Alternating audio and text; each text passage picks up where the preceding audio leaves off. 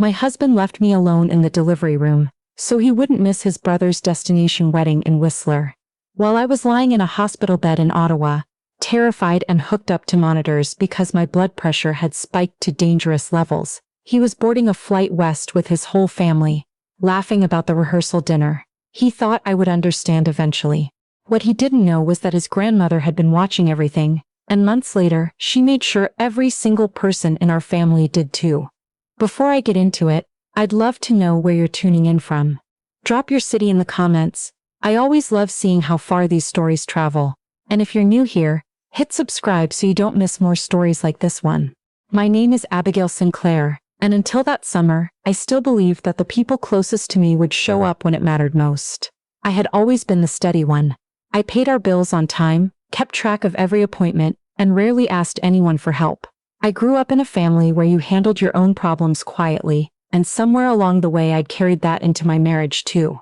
So when my OB told me at 32 weeks that she wanted to monitor my blood pressure more closely, and that I should not travel or be far from my hospital, I was scared but calm. I told my husband the same way I told him most things, directly, without drama. His name is Wade. We'd been married for 3 years, together for 6. He's the kind of person who can make any room laugh, which is part of why I fell in love with him.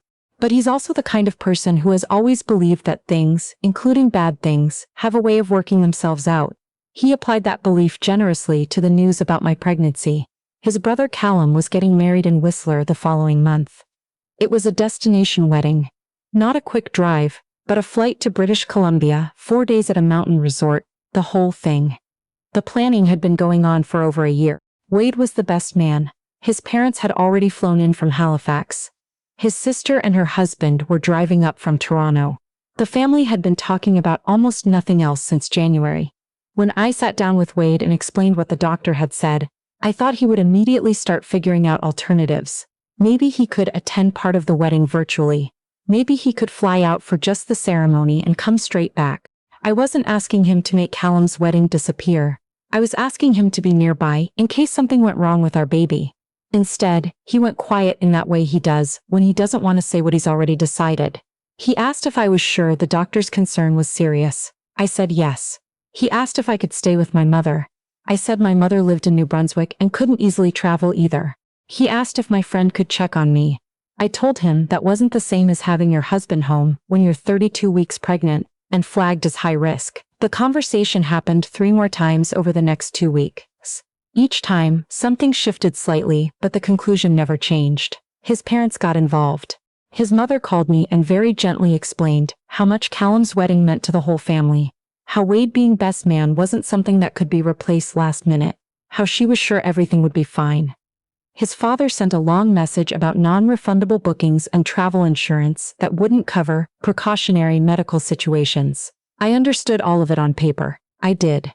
But I also knew that at 34 weeks, I was going into a stretch where anything could happen, and I was being asked to face that alone. The only person who didn't try to talk me into anything was Wade's grandmother, Una.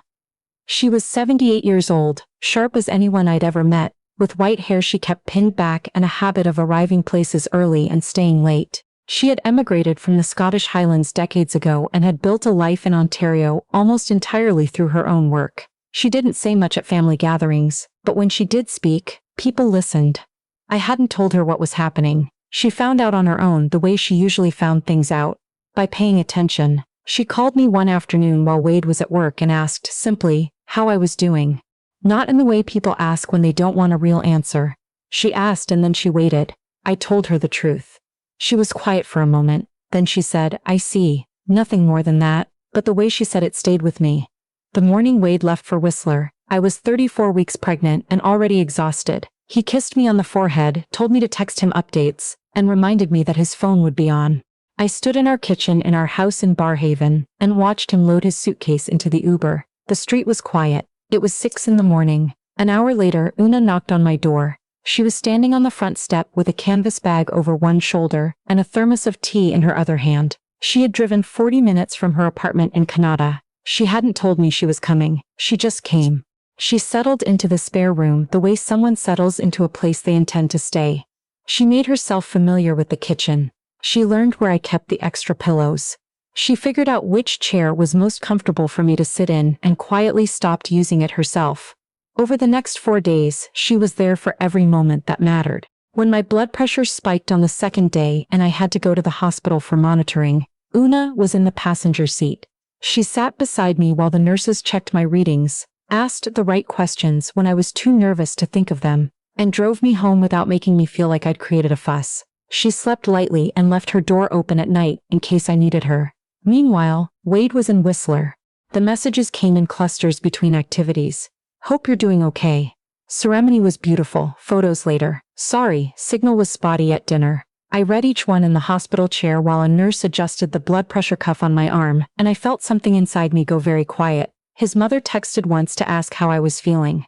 When I replied honestly that I'd had a scare and had been at the hospital, she responded with a string of heart emojis and the words, "Sending love, try not to stress." That was the last I heard from her for 2 days. His sister didn't reach out at all. Callum, the groom, sent a voice message on the 3rd day. He said he hoped everything was okay and that he felt terrible I was going through this. It was a kind message. It was also 40 seconds long, and then he was gone. On the 4th night, sitting in my living room while Una quietly knitted beside me, I finally said out loud, the thing I'd been trying not to think about. I don't think he should have gone. Una didn't answer right away. She kept her eyes on her knitting for a moment. Then she set it down in her lap, turned toward me, and said something I've never forgotten. The thing about choices, she said, is that they tell you something true, even the ones people make without realizing it. She reached over and picked up her phone. She looked at something for a moment. I assumed a message, and then she set it face down on the arm of her chair. I didn't think anything of it at the time. What I didn't know was that Una had started keeping records. Every text Wade sent, every message from his mother, every silence from his sister, every group family chat message where someone made a joke about the wedding and no one asked how the pregnant daughter-in-law back home was doing. She was taking screenshots, saving voicemails, and keeping a small notebook where she wrote down dates and details in her neat, narrow handwriting. She never told me she was doing it. She just did it. Wade came home from Whistler on a Sunday evening, tanned and tired and full of stories about the mountains. He hugged me for a long time at the door, which I appreciated, and then spent most of dinner talking about the rehearsal dinner menu and the views from the gondola. At some point, he asked how the hospital visit had gone. I told him it had been frightening and that Una had been there with me.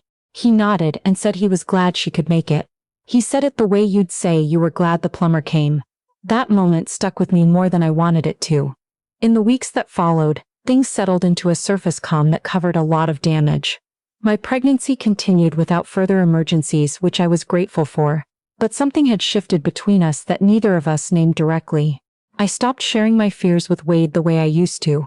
I stopped expecting him to ask. His family floated back into regular contact as if nothing had happened. His mother called to ask about nursery colors. His sister sent a link to a stroller she thought I should consider.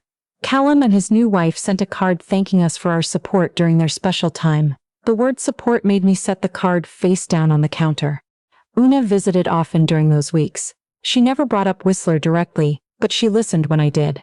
She also kept up whatever she had quietly started doing on her phone and in her notebook. I noticed she had started organizing folders on her tablet, the kind of careful, deliberate organizing she usually reserved for her household accounts. When I asked what she was working on, she smiled and said she was just getting her files in order. My son was born 6 weeks later, in the early hours of a Thursday morning in October, at the Ottawa General. The birth was difficult, not an emergency, but long and exhausting, the kind of labor that leaves you shaking for hours afterward. Wade was there, and to his credit, he stayed for all of it. He held my hand through the worst parts and didn't look away. That mattered. But when his mother arrived at the hospital 3 hours after the birth, the first thing she did was take the baby from Wade's arms and spend 20 minutes talking about who he looked like. She did not once ask how I was feeling. Not once in those 20 minutes. I was still in the hospital bed. I had been through 12 hours of labor. I had a blood pressure reading that was still being monitored. I had a nurse who had just checked my stitches, and his mother was holding my newborn son and telling her own son that the baby had the family nose. Una arrived an hour after that. She walked in, took one look at the room, and came directly to me. She sat on the edge of my bed, took both my hands in hers and said, "How are you, my love?" Those 4 words undid me. I cried more than I'd cried in months. She stayed by my side the entire visit. When I finally held my son, she was the one sitting next to me. When the nurses needed the room cleared briefly, she was the last to leave and the first to come back. Whatever she had been quietly building in those folders, I still didn't know exactly what it was, she added to it that day. The weeks after we brought the baby home were some of the hardest of my life. I won't pretend otherwise. I was healing physically, adjusting hormonally, learning how to feed and settle a newborn on almost no sleep, and doing most of it in the particular fog that new mothers in Canada don't always talk about openly enough. Wade was on paternity leave, which helped. But he also had a habit of defaulting to his phone when the baby was finally quiet, and more than once I came back from a middle-of-the-night feeding to find him asleep while I was still up. I started keeping a mental tally I knew I shouldn't be keeping. His family visited often. Too often, some weeks.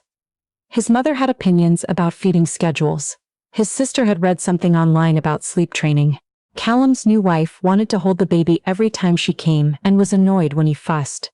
I smiled through most of it with the particular exhaustion of someone who has stopped expecting to be asked how she's doing. One afternoon, about 6 weeks after the birth, Wade's father made a comment that cracked something open. We were all in the living room, and someone was talking about the wedding photos. Callum and his wife had just gotten the full album back from the photographer. His father pulled out his phone to show one of the shots from the mountain ceremony, and said with genuine pride, "Best family photo we've ever taken. All of us together." He said it without thinking. I know that. I'm not sure he even registered what he'd said. But I wasn't in that photo. I was in Ottawa. I was in a hospital chair with a blood pressure cuff on my arm. I excused myself to the kitchen and stood at the sink for a minute, just breathing. Una followed me. She didn't say anything at first. She just stood nearby the way she'd learned to do. After a moment, she put her hand briefly on my back and said, "I know," 2 words. But the way she said them made it clear she understood far more than just what had happened in the living room. Months passed. My son grew. I went back to work part-time and started to feel like myself again in pieces. The tension in my marriage had never fully resolved, but we'd found a way to move around it, the way people move around furniture they've agreed not to rearrange. Wade's parents had their 40th anniversary coming up in the spring. His mother had been planning the celebration for most of the winter, a dinner at a restaurant in Nepean, immediate family only, about 30 people. She wanted speeches. She wanted photos. She wanted what she always wanted, which was the image of a family that worked the way families were supposed to work. I planned to go. Not because I was excited, but because I was still trying. Then Una called me. She called on a Tuesday evening while I was putting the baby down. She asked if I was coming to the anniversary dinner. I said I was. She was quiet for a moment, then she said, "Good, I think you should be there." Something in her voice made me ask why. She said, "Because some things need to be witnessed by the right people." I didn't sleep particularly well that night. In the days before the dinner, I noticed that Una seemed more deliberate than usual. She was unhurried but focused, the way she got when she was finishing something she'd been working on for a long time. When I visited her apartment that week, there were papers organized in clear folders on her dining room table. She closed the door to the dining room when she saw me looking. I asked if she was all right. She said she was just getting some things together. I believed her. And I was right too. Though not in the way I understood at the time. The anniversary dinner was on a Saturday in May. The restaurant had a private dining room, warm lighting, the kind of place that makes celebrations feel like they mean something. Wade's parents arrived to applause. His father looked pleased. His mother looked radiant. Callum and his wife sat close together, already the couple everyone fussed over. Wade's sister had brought her husband and their 2 kids. Everyone looked like they belonged in a magazine spread about how Canadian families are supposed to celebrate milestones. I sat beside Wade and held a glass of water and smiled when people looked at me. Partway through the evening, after the appetizers had been cleared, Una stood up. She wasn't unsteady. She didn't clear her throat nervously. She simply rose from her chair the way someone does when they've decided the moment has come, picked up the small sheaf of papers she'd kept folded beside her plate all evening, and asked if she could say a few words. Wade's father smiled warmly. "Of course," he said. "Of course." Una thanked everyone for being there. She said she was grateful for the years she'd had with this family, and that she meant it genuinely. She spoke about what she believed family was supposed to mean. Not as a performance, but as a practice, something you chose again and again, in small moments, large ones alike. Then she opened the papers. She said she wanted to share some of those moments, specifically, some moments from the past year. Wade's mother stopped smiling first. Una read from her notes calmly and clearly. She described the week that my blood pressure had flagged as dangerous and that I had been told not to travel. She read the dates. She described the hospital visit, the spike, monitoring, the hours sitting in the chair. She named who was there with me and who was not. Then she read the text messages, not all of them, but enough. She read Wade's message about spotty signal at the rehearsal dinner. She read his mother's response to my hospital update, the heart emojis, try not to stress. She read the voice message from Callum, the 40-second one, and noted how long it was. She read the message where Wade's father had explained that the travel insurance wouldn't cover a precautionary medical situation. She read every word slowly enough that no one could miss a single one. The room had gone so quiet I could hear the ventilation system. Wade started to say something. Una looked at him gently, but held up one finger, and he stopped. She wasn't done. She turned to the anniversary photograph that was propped on a stand near the head of the table, a framed print his mother had brought to decorate the space, the one taken in Whistler. All of them together on the mountain, grinning, while I was sitting in a hospital chair in Ottawa. She said, "I've always thought anniversaries were about telling the truth about what you've built, so I want to make sure we're honest tonight about what this family has built, and what it might need to become." Then she sat down, folded her papers, and picked up her water glass. The silence lasted a long time. Wade's father was the first to speak. He tried to reframe things. Context, decisions made under pressure, no one had intended harm. His voice was measured, but I could hear the discomfort underneath it. Wade's mother said something about how the situation had been more complicated than it looked from the outside. Wade said my name once, quietly, like he wasn't sure what should follow it. But here's what happened that no one expected. Other people started talking. Wade's aunt, who had always struck me as someone who stayed carefully neutral, said she'd noticed something similar at Christmas 2 years before, that I had cooked most of the meal and been thanked by no one. She said it quietly, without dramatics, but the words landed in the room and stayed there. Callum's new wife, to her credit, said she hadn't realized how much had happened while they were at the wedding and that she felt terrible. She looked at me when she said it. Actually looked at me. One of Wade's cousins mentioned offhandedly that Callum had always seemed to get more latitude in the family. She said she didn't mean it as a criticism exactly, just that it was something she'd noticed growing up. I didn't say a single word for most of it. I didn't have to.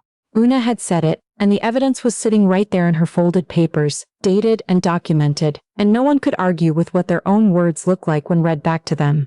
Wade reached over at some point and put his hand over mine. I let him keep it there. I wasn't ready to decide what that meant. The dinner ended quietly, not the way his mother had planned. People said goodnight in small clusters. His parents didn't make their usual long farewell rounds. Una accepted a hug from me at the door, and I held on for a moment longer than I normally would. "Thank you," I said. She patted my arm and said, "I only made sure the true story was in the room." The months after that night were complicated and honest in ways the years before had never been. Wade and I had the conversations we should have had before Whistler. Some of them were hard. Some of them were long past due. We talked about what I needed and what I had stopped expecting. We talked about how patterns form quietly and how they can run deeper than a single decision. He didn't make excuses for himself, which I appreciated. He also didn't pretend it was going to be simple to rebuild something we'd both let quietly erode. His family recalibrated in their own ways. His mother stopped making plans that centered the family image and started asking more often how I was actually doing. Not always, but more.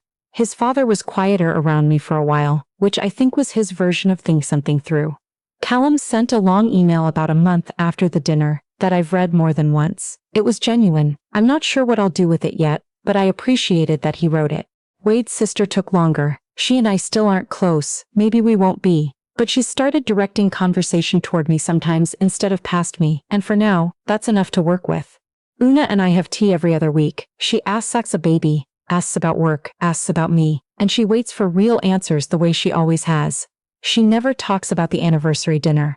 She never refers to what she did as brave, or necessary, or satisfying. As far as she's concerned, she just made sure the right story was in the room at the right time. I asked her once, months later, when she had started keeping the records. She thought for a moment, stirring her tea. "When your blood pressure came back high at the hospital," she said.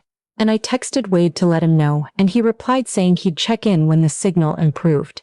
She set her spoon down. I decided then that someone should be paying attention. I've thought about that a lot since. How she said it so plainly. How she didn't dress it up in anything bigger than it was. Someone should be paying attention, so she did.